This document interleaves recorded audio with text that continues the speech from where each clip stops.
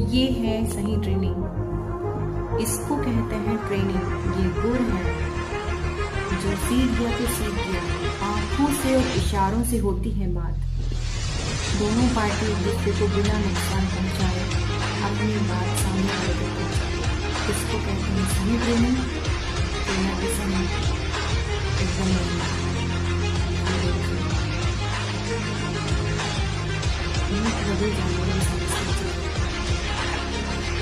ये तो फिर भी अच्छा खासा समझ आता है। जो सुन नहीं सकते, बोल नहीं सकते, वो तो समझ जाते हैं क्योंकि दोनों ट्रेनिंग की